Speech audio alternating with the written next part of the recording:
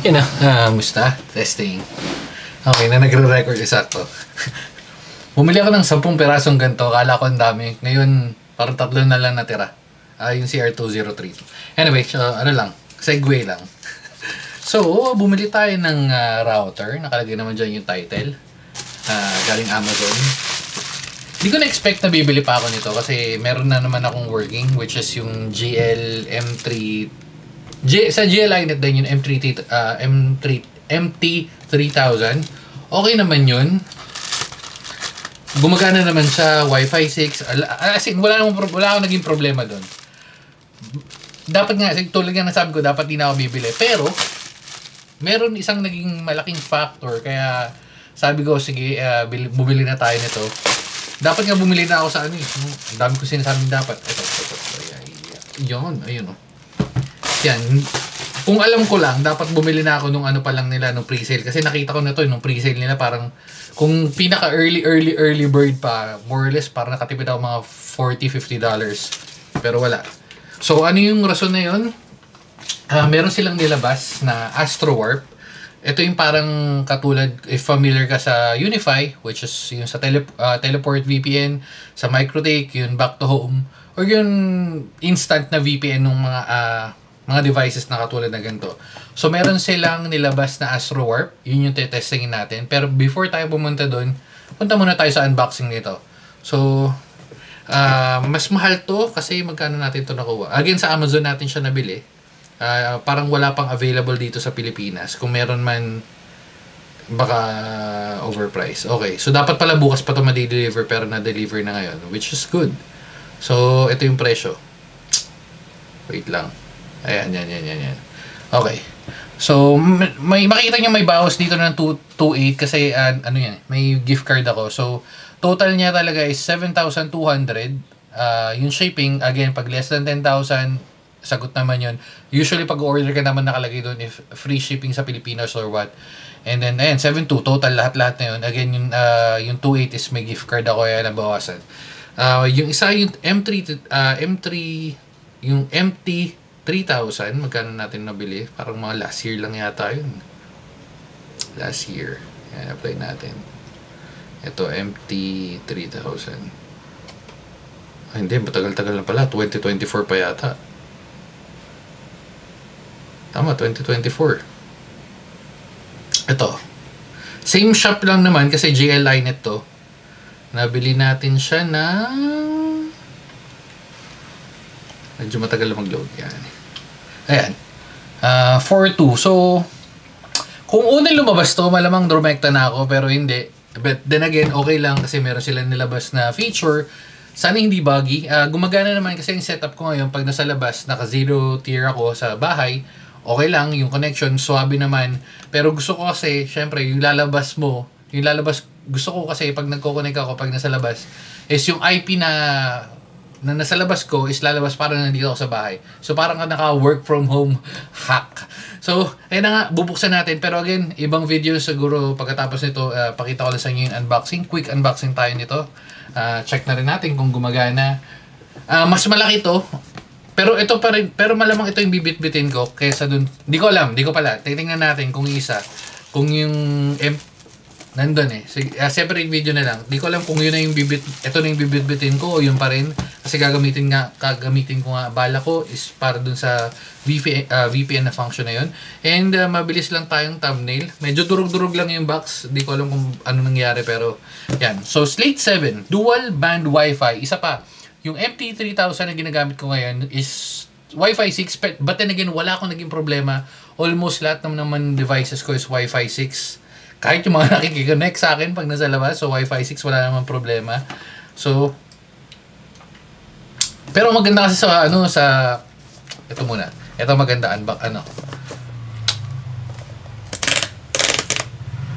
ASMR ba yun? Parang hindi. Pero nga, maganda kasi sa Wi-Fi 7 is MIMO na siya, multi-in and out. So, search nyo lang, medyo mahaba or discuss natin sa susunod na video. Pero for now, ito, buksan na natin. Whoops! Nice. At least malinis yung loob. Hindi, meron onte. Meron pa rin onte. Medyo matindi yata. Matindi pinagdaanan nito. Okay lang. Siguro wala kasing umorder. Yung pala. Kasi pag umorder ako sa Amazon, halimbawa yung keyboard or monitor or kung ano man na gamit na posibleng ma-order dito sa Pilipinas, usually may stock na yata sila sa warehouse. Pero katulad ng ganito, iilan-ilan, hindi naman kadalasan na order to. Parang ito yung ayang galing. Kita. Humingi sa kama. Pero yun nga, katulad ng ganito, hindi siya laging na-order, kaya medyo mas matagal. Anyway, share ko lang. So, yan. Connect with GLINet. Dumadami-dami na rin yung gamit natin sa kanila. Uy, ano to? Okay. Siyempre, dahil travel router siya, kailangan mo ng multiple na saksakan. But, then again, meron tayong travel adapter na nabili na Anker. So, hindi na natin kailangan ito. But, it's still good. Still good na may ganito, di ba? Oh, ang ganda nito, ah. Ooh, nice. Ano to? Natatanggal? May parang magganon. Hindi. Nagpapalitan kasi yung napapalitan. Mahirap tanggalin. Pero yan, meron siyang yan. And then, lastly is ito. So, paano papalitan? Hinihila lang to, di ba? Hindi ko mahila eh. Wala lang akong energy. Pero yung USB-C. Hindi ko na ginagamit yung USB ganito. Alam ko na video na yun. Pero if in case may interested, comment na lang kayo. Yung may setup na ako na hindi ko na ginagamit yung ganito. Kasi doon sa setup ko na router, portable wifi, isang USB, isang adapter na lang. Medyo magastos yung setup na yun pero working siya. Pero then again, nabawasan ako ng ilang items na bibit-bitin. Okay, so ito na yung main device. Uy, nice. USB-C at black na cable. Feeling ko ito na yung black. Kasi ang binibit-bit ko kasama nun is white cable since meron na nito. Ito na yung sasama natin. Wala na, yun lang. Linis. Okay, so sa box, oops. Testing din natin kung gumagaya. Kasi malamang setup na to eh. Pag may setup, hindi naman siya ganun pala kalaki. Pero mas malaki lang siguro mga ganito lang kasi yung yung isa eh. Gagawin, again, sa every video, ganito lang kalaki yung isa.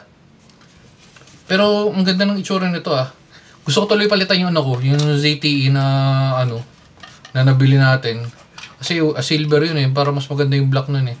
Ayan, so meron na siyang display sa harap na I don't think magbabother or magiging beneficial siya. Kasi usually pag sa akin kinokontrol ko lang naman sa UI or sa browser.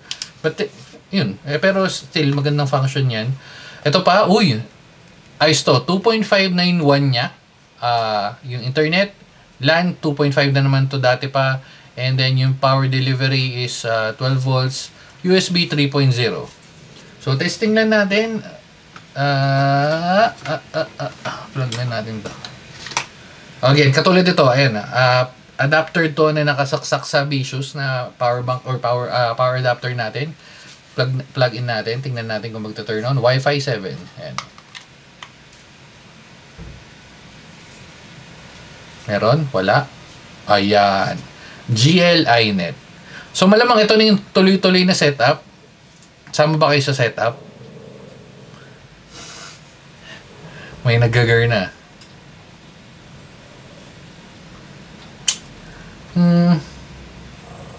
Tingnan natin. Habang naglo-load yan, iwan natin pag ganito para nakikita natin pare-parehas.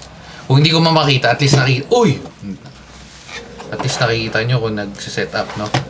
Loading, Kita ba? Ayan.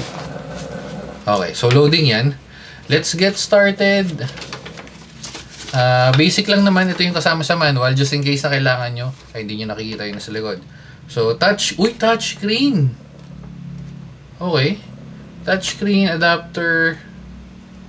Plug-in power cable. May lalabas.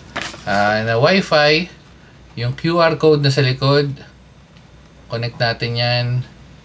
And VLAN 192.168.8.1.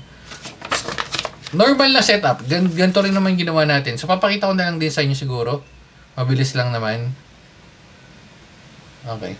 Pero naglo-loading. Medyo mas matagalan ng tonoonte kasi bagong boot up and hindi pa nasa setup. Cut lang natin itong mabilis para talon tayo pag natapos na siya mag-load. Or fast forward yun na lang. Ayan, hayaan na natin mag-load dyan. Oh, okay. Ayan, may lumabas na. Connect via Wi-Fi, connect via LAN. So, try natin i-set up dito.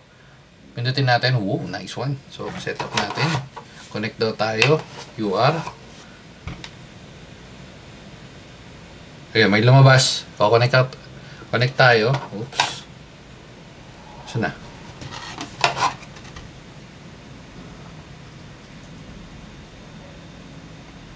Okay. So, connected na ako sa network. So, dapat mangyayari, nakakonect ako sa Wi-Fi niya. Yun, nice one. Okay. So, connected tayo. Makita nyo yung setup na sinasabi. Setup new password. So, setup lang natin. Magandang password.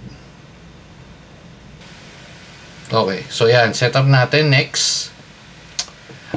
Itong setup Wi-Fi, kung gusto nyo na magko-connect kayo na isang, di ba, yan, meron 2.4, meron 5. Kasi pwede ka mag-connect or pwede kang ihiwalay.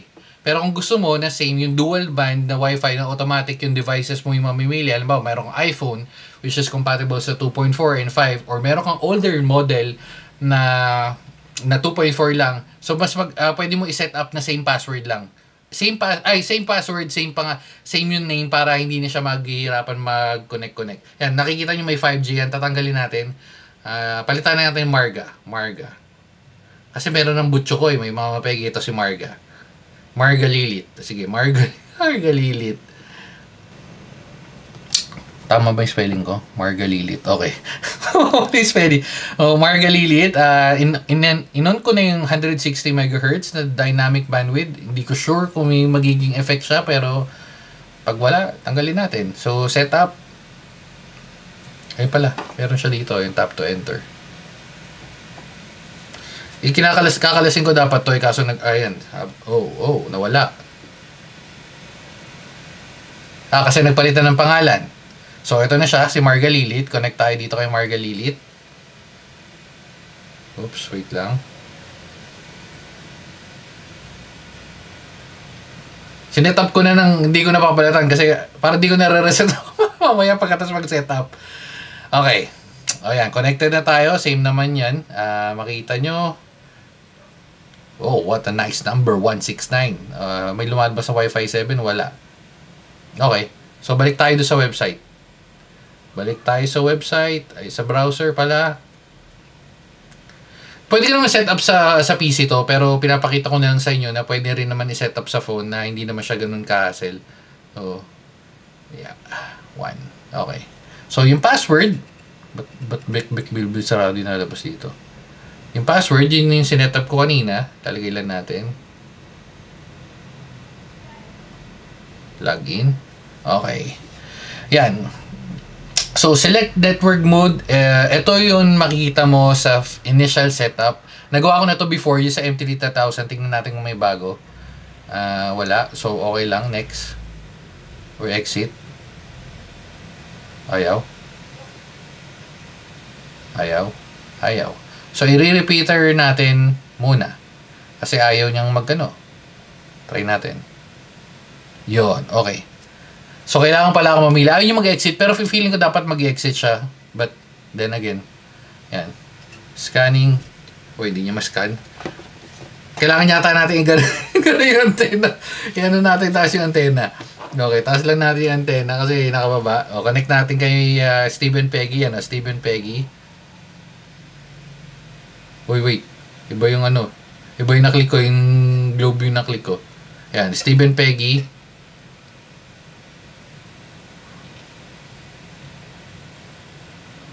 Okay, so, hello. Okay, testing.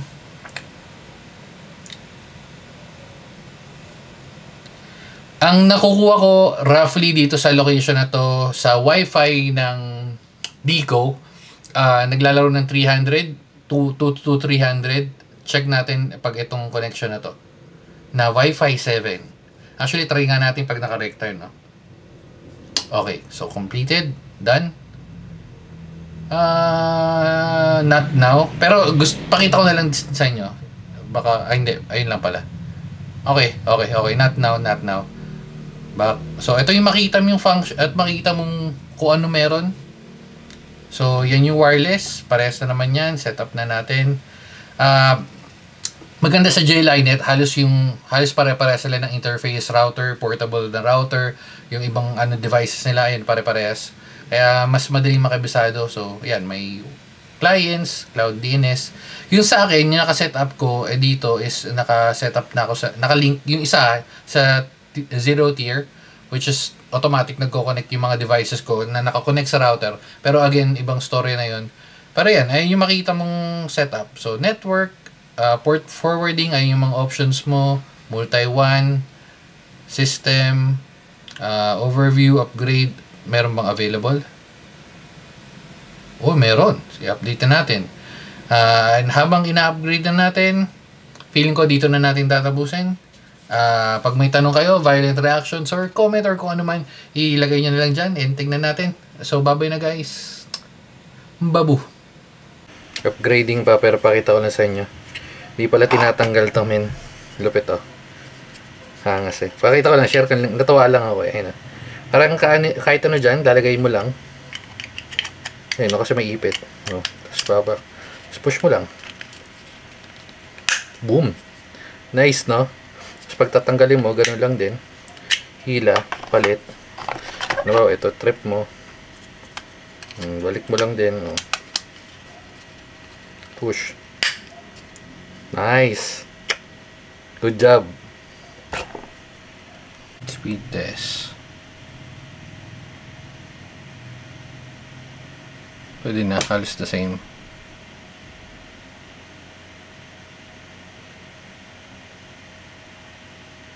All goods. Nice.